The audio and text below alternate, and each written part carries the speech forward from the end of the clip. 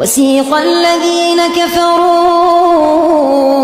إلى جهنم زمرا حتى إذا جاءوها فتحت أبوابها وقال لهم خزنتها ألم يأتكم رسل منكم يتلون عليكم آيات ربكم وينذرونكم لقاء يومكم هذا قالوا بلى